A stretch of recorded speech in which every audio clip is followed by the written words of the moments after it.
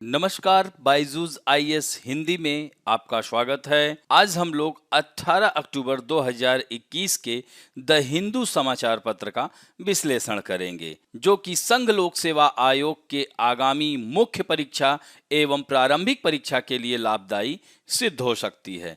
तो आइए सबसे पहले हम आज के शीर्षक की चर्चा करेंगे। इस सत्र के पहला शीर्षक है मानव रहित विमान, यानी यूएवी की तैनाती। तो एलएसी पर मानव रहित विमान की व्यवस्था की गई है। दूसरा टॉपिक है भारत और श्रीलंका का, यह जो है मछुआरों से संबंधित जो विवाद, यह कई दशकों पुराना विवाद है। 1974 में ही भारत ने श्रीलंका को कच्चा तीव द्वीप दे दिया था। तो इन सब पे चर्चा की जाएगी। तीसरा टॉपिक है चीन ने परमाणु सक्षम हाइपरसोनिक मिसाइल का परीक्षण किया है। तो इस परीक्षण से चीन की रक्षा पंक्ति मजबूत होने के साथ साथ अमेरिका को भी अचरज में डाल दिया है। तो इस तरह से इसमें हम थोड़ा सा जानेंगे ये हाइपरसोनिक मिसाइल क्या होती है और वह क्यों इसका परीक्षण कर रहा है, यह इतना क्यों महत्वपूर्ण है।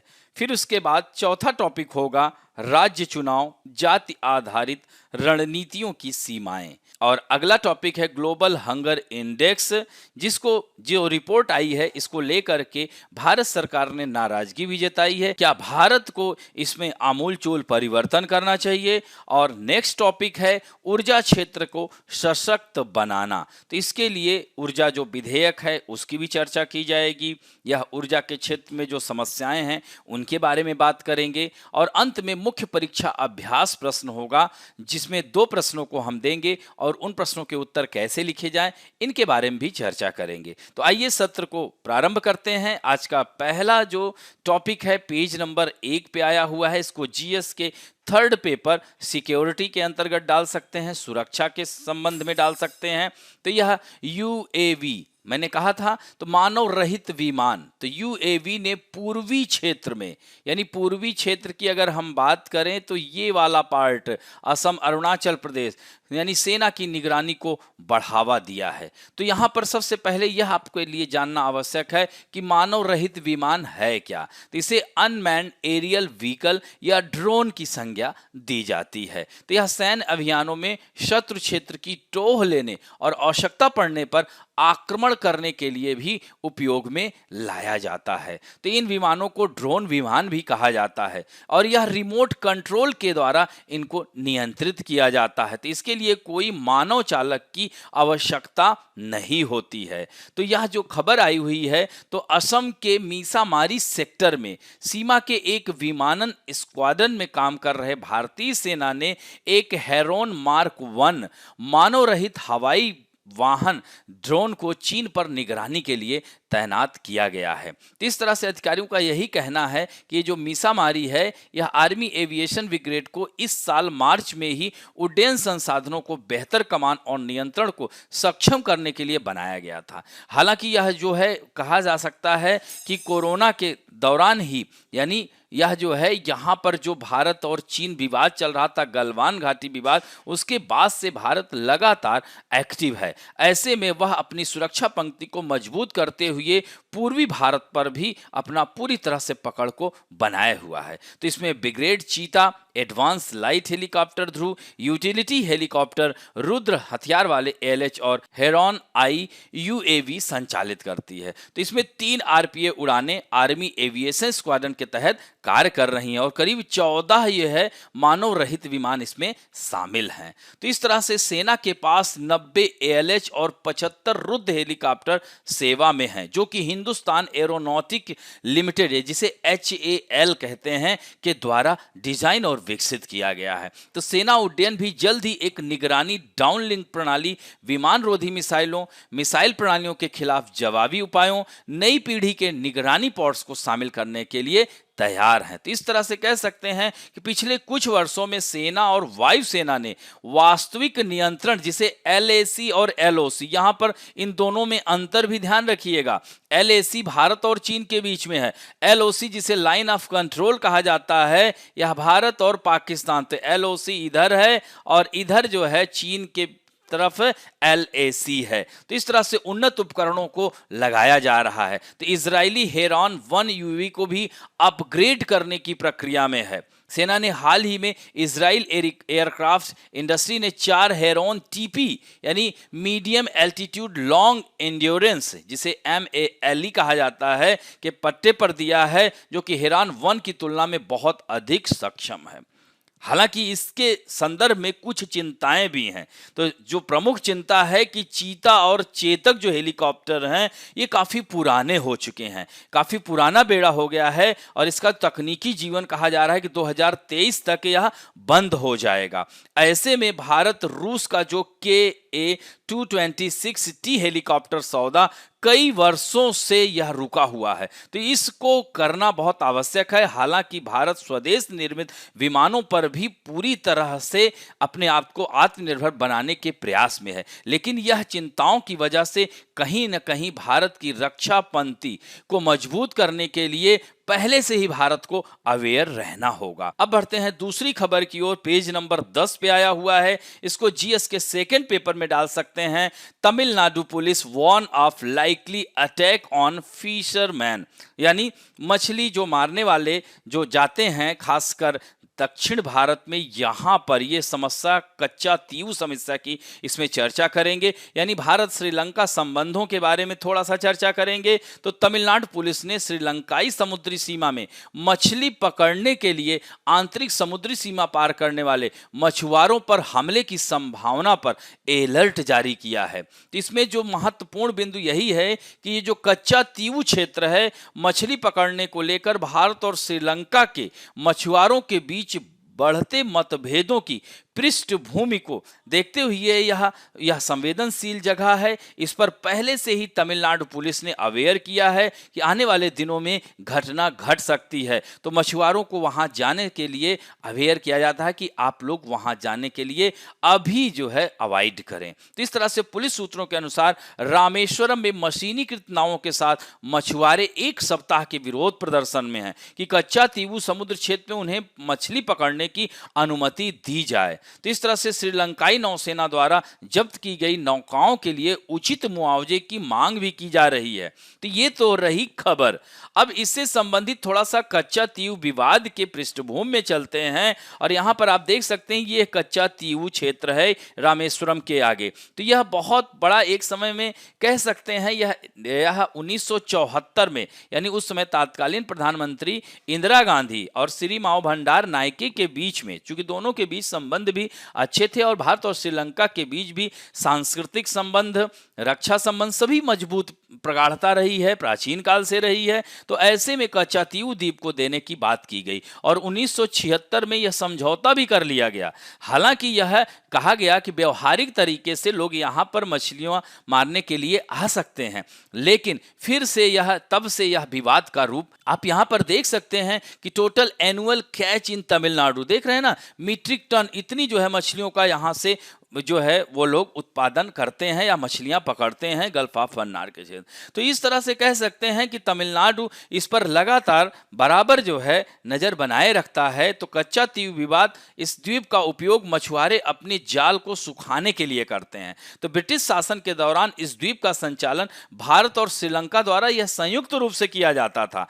20वीं शताब्दी की शुरुआत में श्रीलंका इस द्वीप पर क्षेत्रीय स्वामित्व का दावा किया था। फिर 1974 में मैंने बताया ही और 1976 में कुछ शर्तों के तहत इसको सौंप दिया गया। तो इस तरह से आप देख सकते हैं कि भारत और श्रीलंका को यहां पर बहुत ही सूझबूझ के साथ भारत और श्रीलंका को जो है आपस में एक दूसरे के संबंधों को ध्यान में रखते हुए इस समस्या को सुलझाने का प्रयास करना चाहिए। तो आगे की राह यही हो सकती है कि भारत को श्रीलंका के साथ अपने परंपरागत सांस्कृतिक संबंधों को मजबूत बनाने पर अधिक ध्यान देना जरूरी है और यही आज की आवश्यकता है, क्योंकि भारत को श्रीलंका को साथ लेकर चलना बहुत आवश्यक है, क्योंकि चीन जो है इधर मुंह बाए खड़ा हुआ है, यहाँ हम्बन टोटा पे उसने अपना बेस बना ही लिया है। तो इस तरह से वह श्रीलंका को 99 साल की लीज पर हम्बन टोटा पर उसने अपना बेस बना लिया है और ऐसे में श्रीलंका को वह अपनी ओर करने का पूरा प्रयास करेगा। तो रणनीतिक दृष्टिकोण से, कूटनीतिक दृष्टिकोण से भारत को श्रीलंका को अपने पक्ष में करना बहुत ही हितकर रहेगा। यह भविष्य के लिए भी और खासकर चीन की बढ़ती ताकत, हिंद महासागर में चीन की बढ़ती ताकत को रोकने के लिए भारत को श्रीलंका के साथ संबंधों को प्रगाढ़ बनाना आवश्यक है और इसके साथ साथ भारत के हितों का भी ध्यान रखना है। खासकर भारत की अर्थव्यवस्था भी इससे जुड़ी हुई है। तमिलनाडु के लोगों के जीवन यापन का यह प्रमुख साधन है कच्चा तेल उद्योग, तो इस पर भी ध्यान देने की आवश्यकता है। अब बढ़ते हैं नेक्स्ट खबर की ओर, पेज नंबर 11 पर है जो कि जीएस के सेकंड पेपर, इसको आईआर के अंतर्गत डाल सकते हैं। China tested nuclear capable hypersonic missile says report, यानी रिपोर्ट यह कह रही है कि चाइना ने जो है हाइपरसोनिक मिसाइल का परीक्षण किया है। तो इस तरह से यह परमाणु हथियार ले जाने में सक्षम हाइपरसोनिक मिसाइल का परीक्षण कर नई अंतरिक्ष क्षमता का चीन ने प्रदर्शन कर दिया है। तो चीन लगातार अपनी ताकत, चाहे वह आर्थिक दृष्टिकोण से हो, चाहे रक्षा के दृष्टिकोण से हो, चाहे संसाधनों के, हर क्षेत्र में चीन आज तेजी से अग्रसर है। इस तरह से ही अगर वह बढ़ता रहा तो आने वाले दिनों में विश्व के सबसे शक्तिशाली देश में चीन का नाम लिया जा सकता है। तो रिपोर्ट में यही कहा गया है कि बीजिंग ने अगस्त में ही यह परीक्षण कर दिया था और 3 अन्य सूत्रों में यह बताया गया था टारगेट से 32 किलोमीटर तक दूर गई। फाइनेंशियल टाइम ने भी कहा कि हाइपरसोनिक ग्लाइड व्हीकल को लॉन्ग मार्च रॉकेट से लॉन्च किया गया था। तो चीन द्वारा किए जाने वाले परीक्षणों की सार्वजनिक जानकारी कर दिया था, मगर इसकी लॉन्चिंग को इसने गुप्त रखा था। इस रिपोर्ट में कहा गया है कि हाइपरसोनिक हथियारों पर चीन की प्रगति ने अमेरिकी खुफिया एजेंसियों को आश्चर्यचकित कर दिया है और पूरी तरह से अमेरिका स्तब्ध है कि चीन कैसे यह कर रहा है। तो चीन के अलावा अमेरिका, रूस और कम से कम 5 अन्य देश हाइपरसोनिक तकनीक पर काम कर रहे हैं। नॉर्थ कोरिया भी इस पर कार्य कर रहा है। तो ये हाइपरसोनिक है क्या? तो हाइपरसोनिक मिसाइलें जो पारंपरिक बैलिस्टिक मिसाइल होती हैं उन्हीं की तरह ही परमाणु हथियार पहुंचा सकती हैं, लेकिन इनकी स्पीड जो है उसकी गुना, मतलब 5 गुना, यानी साउंड यानी ध्वनि की स्पीड से 5 गुना अधिक होती हैं। और जबकि बैलिस्टिक मिसाइल क्या होता है कि अपने लक्ष्य तक पहुंचने के लिए एक आर्क में अंतरिक्ष में ऊंची उड़ान भरती हैं, जबकि हाइपरसोनिक मिसाइलें वायुमंडल के निचले हिस्से में ही एक ट्रेजेक्टरी पर उड़ान भरती हैं और अधिक तेजी से यह पहुंचती हैं। तो हाइपरसोनिक मिसाइल की एक सबसे बड़ी खासियत यह है कि इसके पास दुश्मन के रडार से बचने के कई उपाय हैं। यह अपनी रफ्तार को कम कर सकती है और इसे ट्रैक करना और बचना मुश्किल हो जाता है। तो यह कुछ सबसोनिक क्रूज मिसाइल की तरह ही काम करने लगती है। तो इस तरह से चीन अगर देखा जाए तो लगातार इस तरह के प्रयोग कर रहा है। वह अंतरिक्ष में भी अपने आप को मजबूत कर रहा है, परमाणु संपन्न राष्ट्र के रूप में अपने आप को मजबूत कर रहा है, आर्थिक दृष्टि से अपने आप को मजबूत कर रहा है। तो इस तरह से यह अमेरिका के सामने एक चुनौती बन करके तैयार हो रहा है। अब बढ़ते हैं पेज नंबर 6 पे, संपादकीय पृष्ठ पे आया है। इसको सोशल इश्यूज के अंतर्गत डाल सकते हैं, इसे पॉलिटी के अंतर्गत भी डाल सकते हैं। State election limits of caste based strategy, यानी यहां पर आप देख सकते हैं कि राज्य चुनाव जाति आधारित रणनीतियों की जो सीमाएं हैं, यानी इसमें हम लोग बात करेंगे जैसे जो भी विभिन्न राष्ट्रीय दल हों चाहे क्षेत्रीय दल हों, सब जाति विशेष रणनीतियों पर ध्यान देकर ही चुनाव को लड़ते हैं। तो जाति जनसांख्यिकी का चुनाव परिणामों पर नियतात्मक प्रभाव नहीं होता, जिसे अक्सर माना जाता है। तो जैसे जैसे भारत में राज्यों के चुनाव का नया दौर नजदीक आ रहा है, राजनीतिक दल अपनी चुनावी रणनीतियां तैयार कर रहे हैं। तो इस तरह से अब राजनीतिक दल क्या कर रहे हैं, तो जैसे मान लीजिए कि हम एक एग्जाम्पल लेते हैं उत्तर प्रदेश का। तो उत्तर प्रदेश में विभिन्न प्रकार के जातीय समूह, जैसे अगर बात किया जाए जनसंख्या के आधार पर अनुसूचित जाति सबसे ज्यादा अगर कहीं है तो वह उत्तर प्रदेश में है। इसी तरह से मुस्लिम आबादी पर भी राजनीतिक दलों का पूरी तरह से जो है इस पर भी नजर है। ओवैसी जैसे लोग भी अगर देखा जाए तो वहां जाकर कर ताल ठोक रहे हैं उत्तर प्रदेश में। इसी तरह से यादव वोट, इसी तरह से अगर देखा जाए तो कुर्मी वोट, फिर इसी तरह से ब्राह्मण वोट पर आजकल देखा जाए तो बसपा, सपा यानी बहुजन समाज पार्टी, समाजवादी जैसी पार्टियां, चूंकि कहा जा रहा है कि वर्तमान जो सरकार भारतीय जनता पार्टी की सरकार है उसमें कहीं ना कहीं ब्राह्मण जातियों की अनदेखी की गई है, ऐसे में राजनीतिक दल लुभाने का प्रयास कर रहे हैं। तो यह जो है एक राजनीतिक चर के रूप में अगर हम बात करते हैं तो राजनीति या मतदाताओं को विशेष रूप से जाति के लेंस के माध्यम से पढ़ने से जाति के राजनीतिक चर के रूप में काम करने के तरीकों के बारे में कई अति सरलीकरण और गलत धारणाएं भी हो सकती हैं। अब इसमें क्या गलत हो सकता है, तो जैसे उदाहरण के तौर पर अगर हम बात करें तो जाति के मतदान और जाति और पार्टी के संरक्षण के बारे में बहुत कुछ किया जाता है। यानी चुनाव पूर्व और चुनाव के बाद सर्वेक्षणों में समग्र रूप से किए गए बड़े समूहों के चुनावी व्यवहार की जांच करने का प्रयास किया जाता है। जैसे उत्तर प्रदेश में अधिकांश मतदाता उन समूहों से नहीं हैं जो किसी भी पार्टी के स्थिर रूप से जुड़े होते हैं, यानी इस बार वह इस पार्टी को देंगे तो अगली बार वह दूसरे पार्टी को भी वोट दे सकते हैं। तो जाति आधारित रणनीतियों में बड़े पैमाने पर समीकरण भी शामिल हैं, जिसमें पार्टियां अपने भाषण को मतदाताओं के विशिष्ट क्षेत्रों के लिए लक्षित करती हैं और फिर से जाति आधार पर परिभाषित किया जाता है। हाल के दिनों में बहुजन समाज पार्टी और समाजवादी पार्टी, मैंने बताया कि ब्राह्मण समुदायों के प्रति इशारों को बढ़ाते हुए देखा जा सकता, वह लोग ब्राह्मणों को अपनी ओर करने का प्रयास कर रही हैं। तो एक सर्वेक्षण के निष्कर्ष से यही पता चलता है कि कुछ विशिष्ट दलों के एकजुट होकर मतदान करते हैं, जैसे कि बसपा के लिए जाटव, सपा के लिए यादव, भारतीय जनता पार्टी के लिए ऊंची जातियां वोट करती हैं। लेकिन centre for study of developing society का जो सर्वेक्षण आया के अनुसार 2007 के बाद से बसपा और सपा के जाटों और यादवों का समर्थन कम हो गया है। खासकर इन लोगों के जो मजबूत समूह हो गए हैं, जो विकसित हो गए हैं, उन लोगों का झुकाव कहीं ना कहीं भारतीय जनता पार्टी की ओर हो रहा है। और यह क्यों हो रहा है? कहीं ना कहीं भारतीय जनता पार्टी धर्म से जोड़ करके, राष्ट्रवाद की बात कह करके अन्य जातियों को अपनी ओर करने का प्रयास कर रही है। तो इसी सर्वेक्षण के आंकड़ों से यही पता चलता है कि यादवों के बीच वर्ग रेखा के साथ बढ़ती दरार अमीर यादवों के भाजपा को वोट देने की अधिक संभावना। तो 2014 के बाद से भाजपा ने छोटे समूहों के सूक्ष्म लक्ष्यीकरण के आधार पर एक रणनीति सफलतापूर्वक विकसित की है।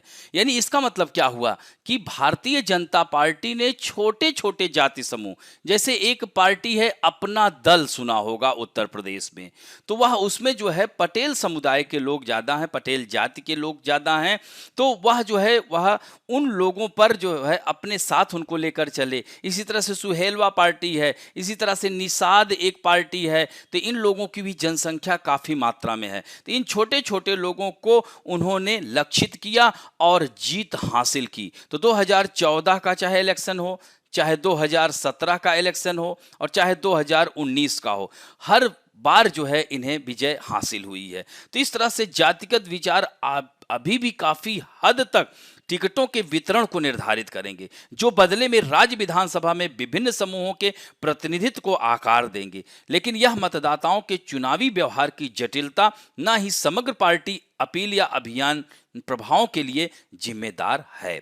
इसी तरह से गढ़ और सीटें, आप देखते हैं कई लोग एक ही सीट से लगातार बार बार चुनाव जीतते हैं, तो कहीं ना कहीं उस जाति विशेष के लोगों का उस सीट पर ज्यादा सांद्रण होगा, या वह कुछ लोगों ने अपने विकास के दम पर भी वह सीट में वापसी करते हैं। तो जाति और राजनीति के बीच उतार चढ़ाव वाले जुड़ाव का एक और संकेतक अपेक्षाकृत कम जनसंख्या में जाति के गढ़ हैं, जिन्हें सीटों के रूप में परिभाषित किया गया है, जो नियमित रूप से ऐसे विधायकों को दोबारा जिताते हैं जो विभिन्न दलों के हो सकते हैं। आपने देखा होगा कि वह हर बार पार्टी में जीत करके आते हैं। तो यानी 2017 में बीजेपी के मजबूत प्रदर्शन के कारण पार्टी के मामले में 319 लोगों ने सीटें बदल दी, यानी वहां पर जिसमें से 272 सीटें जीती। यानी 2012 में भारतीय जनता पार्टी ने 47 में से 40 सीटों को बरकरार रखा। इन 319 सीटों में से केवल 74 ने 2012 में उसी जाति से एक विधायक चुना। यानी कुल मिलाकर उत्तर प्रदेश की बात की जाए तो 403 विधायकों जो विधानसभा सीटों की जाति प्राधिकरण पर अगर बात किया जाए तो 34% यानी 139 विधायक थे जिन्होंने फिर से निर्वाचित होकर के चुने गए और विभिन्न दलों के थे। और 2012 के बाद की अगर हम बात करते हैं तो काफी परिवर्तन दिखा है। यानी 2012 के बाद भाजपा के उदय ने पार्टी प्रणाली के विखंडन को कम कर दिया है, जिसका मतलब था कि जीत की दहलीज और अधिक बढ़ गई है। 2017 में विजेताओं का औसत वोट शेयर 43%, जो कि 2012 में मात्र 35% था। तो ऐसे संदर्भ में रणनीतियां जो ज्यादातर जाति अंक गणित पर निर्भर करती हैं अपर्याप्त हो जाती हैं, क्योंकि खंडित निर्वाचन क्षेत्रों में एक ही समय में कई जातियों को लामबंद करना बहुत कठिन हो जाता है।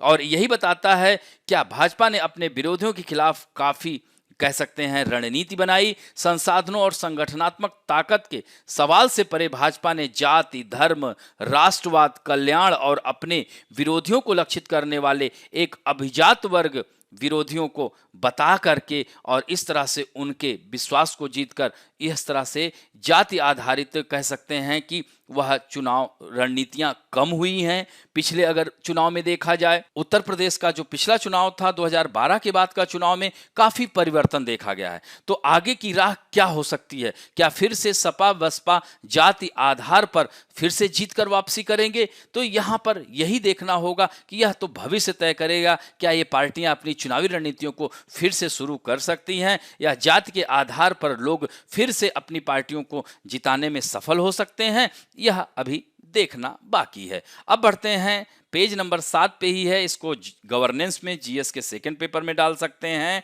ग्लोबल हंगर इंडेक्स रिपोर्ट आई है जिसका भारत सरकार काफी विरोध कर रही है। तो ग्लोबल हंगर इंडेक्स में निम्न रैंक से भारत को अपनी नीतियों और हस्तक्षेपों पर फिर से विचार करने के लिए प्रेरित करना चाहिए। तो इस तरह से आप देख सकते हैं प्रमुख तथ्य यही है कि ग्लोबल हंगर इंडेक्स की लिस्ट जारी की गई है और भारत की रैंक काफी चिंताजनक है। यानी 116 देशों में भारत का 101वां स्थान है और 31 देशों में शामिल हो गया है जहां पर भूखमरी की समस्या काफी गंभीर मानी गई है।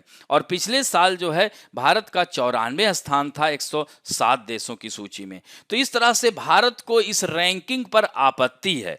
वैश्विक भूखमरी जो सूचकांक है इसमें जो है आपत्ति दर्ज की गई है और भारत की रैंक इतनी नीचे है, यह चौंकाने वाला है। और इसने इसका जो ग्लोबल हंगर इंडेक्स है इसकी कार्य प्रणाली को भी अवैज्ञानिक करार दिया है। तो इस तरह से जो ग्लोबल हंगर इंडेक्स हैं इस सरकार ने कहा है कि जो है इसकी जांच करने की आवश्यकता है। यानी जीएचआई के जो 4 घटक हैं, अपर्याप्त कैलोरी सेवन सभी आयु समूहों के लिए लागू होता है और ये सही बात है, जबकि शेष 3 जैसे वेस्टिंग मतलब ऊंचाई के लिए कम वजन और स्टंटिंग उम्र के लिए कम ऊंचाई और मृत्यु दर 5 साल से कम उम्र के बच्चों तक ही यह आंकड़ा सीमित है। यही कारण है कि भारत सरकार इसका विरोध कर रही है। तो एक समस्याग्रस्त घटक यानी संकल्पनात्मक रूप से जो ग्लोबल हंगर इंडेक्स के बड़े पैमाने पर क्या है, ये बच्चों पर केंद्रित है, जिसमें सूक्ष्म पोषक तत्वों की कमी सहित भूख और इसके छिपे हुए रूपों की तुलना में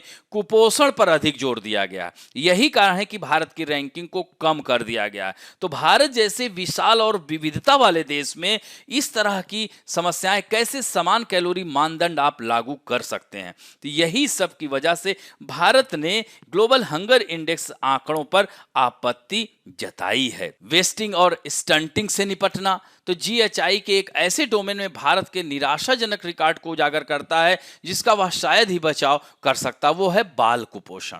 तो भारत की वेस्टिंग की जो व्यापकता है 17.3 यानी दुनिया में सबसे ज्यादा है। स्टंटिंग में इसका प्रदर्शन वेस्टिंग की तुलना में हालांकि उतना निराशाजनक नहीं है। तो यदि भारत सामाजिक, आर्थिक और पर्यावरणीय संकटों के प्रति अधिक संवेदनशील क्षेत्रों की निगरानी करके वेस्टिंग से अगर निपट सकता है तो संभवतः एक साथ वेस्टिंग और स्टंटिंग में सुधार कर सकता है। तो स्टंटिंग में इसका प्रदर्शन वेस्टिंग की तुलना में हालांकि उतना निराशाजनक नहीं है। भारत में बाल बौनापन 1998 से 2002 में 54% से घटकर 2016 से 2020 में 34.7% हो गया है, जबकि 21वीं सदी के 2 दशकों में बाल अपक्षय लगभग 17% बना हुआ है। तो इसके अतिरिक्त अध्ययनों में कहा गया है कि कोविड-19 समान रूप से बाल कुपोषण और विशेष रूप से बच्चे की वेस्टिंग को बढ़ा सकते हैं। तो एक अपवाद के रूप में अगर हम बात करें तो जीएचआई एक अन्य घटक बाल मृत्यु दर यानी भारत में अपेक्षाकृत बेहतर प्रदर्शन एक उल्लेख के योग्य है। अध्ययनों से यही पता चला है कि बाल अल्प पोषण और मृत्यु दर आमतौर पर निकट से संबंधित है, क्योंकि बाल अल्प पोषण बाल मृत्यु दर में एक महत्वपूर्ण भूमिका निभाता है। हालांकि भारत इस संबंध में एक अपवाद प्रतीत होता है। भारत में बाल मृत्यु दर उप सहारा अफ्रीकी देशों की तुलना में कम है, बावजूद इसके कि इसमें स्टंटिंग के उच्च स्तर हैं। तो इसका तात्पर्य क्या हुआ? इसका तात्पर्य यही हुआ कि भारत 5 साल से कम उम्र के सभी बच्चों के लिए बेहतर पोषण सुरक्षा सुनिश्चित करने में सक्षम नहीं था, लेकिन बेहतर स्वास्थ्य सुविधाओं की उपलब्धता और पहुंच के कारण कई लोगों की जान बचाने में सक्षम था। तो निम्न रैंकिंग का मतलब यह नहीं है कि भारत हर पहलू में समान रूप से खराब है। तो ऐसे में क्या हमें जीएचआई को खारिज कर देना चाहिए? तो वर्तमान परिदृश्य में देखा जाए तो विपक्ष भी सरकार को घेर रहा है कि देश में भूखमरी और बेरोजगारी तेजी से बढ़ रही है। तो इस रैंकिंग में हमें अपने नीतिगत फोकस और हस्तक्षेपों को देखने के लिए प्रेरित करना चाहिए। यह जरूरी नहीं है, हालांकि कुछ पॉइंट्स हैं जिस पर हम प्रश्न कर सकते हैं, लेकिन अभी भी भारत को जरूरत है कि इन समस्याओं पर ध्यान दिया जाए और वे जीएचआई द्वारा उठाई गई चिंताओं को प्रभावी ढंग से संबोधित कर सकते हैं, विशेष रूप से महामारी से प्रेरित पोषण असुरक्षा के खिलाफ। इस पर कार्य किया जा सकता है। अब बढ़ते हैं पेज नंबर 7 पे ही आया हुआ खबर है, जीएस के थर्ड पेपर इकोनॉमी में डाल सकते हैं, पावरिंग द एनर्जी सेक्टर। आजकल ये बहुत चर्चा में है। तो ऊर्जा क्षेत्र को सशक्त बनाना है।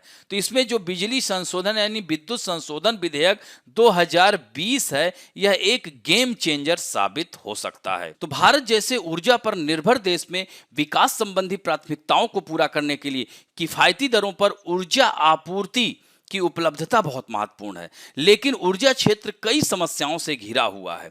यानी कह सकते हैं कि सबसे महत्वपूर्ण है क्या? वितरण क्षेत्र लंबे समय से बिजली क्षेत्र का अभिशाप रहा है। यानी अभी वितरण में बहुत सारी असमानताएं हैं। महंगे दीर्घकालिक बिजली खरीद समझौते, ये बहुत महत्वपूर्ण हो जाता है। यानी हमेशा कंपनियां अगर जो खरीदती हैं कभी हानि में चली जाती हैं, कभी लाभ में होती हैं। तो इस तरह के यह समझौतों की वजह से भी समस्याएं आती हैं। खराब बुनियादी ढांचे यानी अवसंरचनात्मक क्षमता का विकास ठीक से नहीं हो पाया, अक्षम संचालन, राज्य स्तरीय टैरिफ नीतियों में रिसाव और कमजोरियों जैसी समस्याओं के कारण भारत लगातार भारी नुकसान झेल रहा है। तो इसके लिए समाधान में इस पृष्ठभूमि में 2020 का विद्युत संशोधन विधेयक एक गेम चेंज साबित हो सकता है। यानी विधेयक ने व्यापक प्रावधान, राज्य के एकाधिकार को समाप्त करने के बाद बिजली वितरण को लाइसेंस मुक्त करने की प्रक्रिया निर्धारित करेंगे और यह उपभोक्ताओं को सेवा प्रदाता चुनने का विकल्प प्रदान करेगा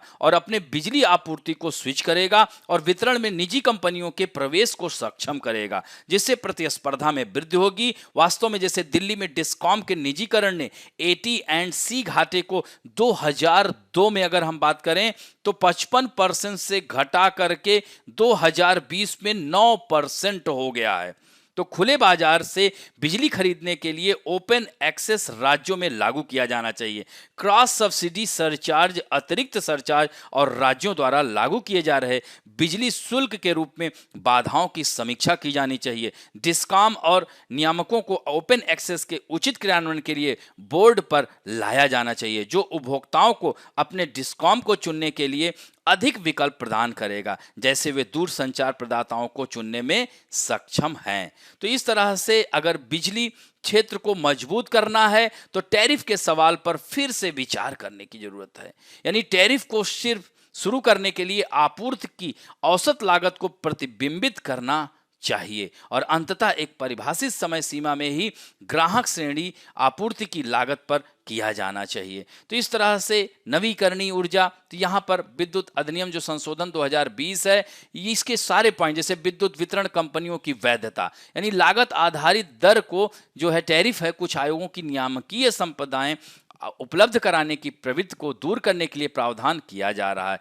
और प्रत्यक्ष लाभ यानी डायरेक्ट जो है हस्तांतरण की व्यवस्था, सब्सिडी सरकार द्वारा सीधे ग्राहकों को उपलब्ध कराई जाएगी। इस अधिनियम में 2003 का जो अधिनियम था उसमें संशोधन करके यह लाया गया है। विद्युत अनुबंध प्रवर्तन प्राधिकरण की स्थापना, तो उच्च न्यायालय ने एक सेवानिवृत्त न्यायाधीश की अध्यक्षता में एक केंद्रीय प्रवर्तन प्राधिकरण की स्थापना का प्रस्ताव किया गया है। इसी तरह से बिजली की शेड्यूलिंग के लिए पर्याप्त भुगतान सुरक्षा तंत्र की स्थापना की गई है। यानी इसके अंतर्गत अनुबंधों के तहत बिजली की आपूर्ति की शेड्यूलिंग से पहले पर्याप्त भुगतान सुरक्षा तंत्र की निगरानी के लिए डिस्पैच केंद्रों को सशक्त बनाने का प्रस्ताव किया गया है। इसी तरह से अपीलीय न्यायाधिकरण को भी मजबूत बनाना है। फिर कई चयन समितियों की व्यवस्था को भी खत्म करना है। केंद्र व राज्य आयोगों के चेयरपर्सनों और सदस्यों के चयन के लिए एक चयन समिति का प्रस्ताव किया गया है। साथ ही केंद्रीय और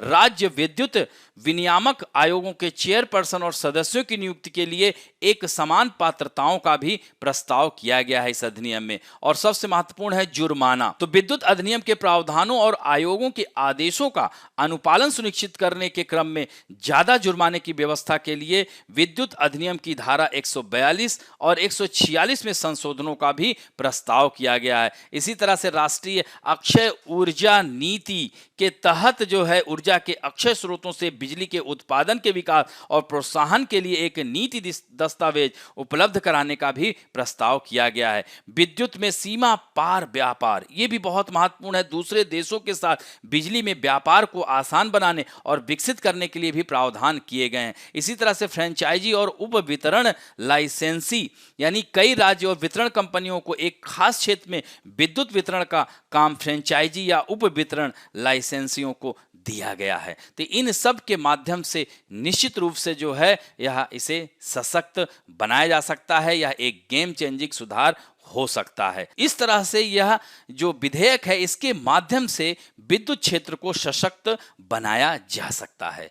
अब बढ़ते हैं मुख्य परीक्षा अभ्यास प्रश्न में। आज 2 प्रश्नों को लिया है। चुनावी परिणामों को विशेष रूप से राज्य के चुनाव में प्रभावित करने में जाति जनसांख्यिकी की भूमिका का मूल्यांकन करें। तो इसे 15 अंक का है। इसे 250 शब्दों में आपको लिखना है। इसे 3 भागों में आपको तोड़ लेना है। सबसे पहले की भूमिका लिखना है और फिर मध्य भाग में, जैसे मध्य भाग में आपको थोड़ा सा तुलनात्मक मूल्यांकन भी करना है, इसके साइड इफेक्ट भी बताना है, जैसे कि कमजोरियां भी बताना है, और कुछ लोग जैसे कि बिना जाति के आधार पर भी जो जीत रहे हैं, तो इन सारे पॉइंट को इसमें डालना है। अंततः निष्कर्ष के आधार पर ही बताया जा सकता है कि भविष्य में उत्तर प्रदेश की राजनीति किस करवट लेगी। इसी तरह से दूसरा प्रश्न है, ग्लोबल हंगर इंडेक्स में निम्न रैंक से भारत को अपनी नीतियों और हस्तक्षेपों को फिर से देखने के लिए प्रेरित करना चाहिए। इसे भी 3 भागों में आपको थोड़ा सा ग्लोबल हंगर इंडेक्स के बारे में बताएंगे, फिर इसके घटक क्या हैं और भारत ने क्या आपत्ति दर्ज कराई है और क्या भारत को फिर से इन नीतियों में अपने बदलाव करना चाहिए। इन सब बातों को लिखते हुए अंत में निष्कर्ष पर जाना होगा। तो इस तरह से इन दोनों प्रश्न के उत्तर को लिखिए और चेक जरूर कराएं। आशा करता हूं कि आज का वीडियो भी आप लोगों को अच्छा लगेगा, और अच्छा लगे तो प्लीज लाइक, शेयर, सब्सक्राइब और बेल आइकन दबाना ना भूलें। धन्यवाद।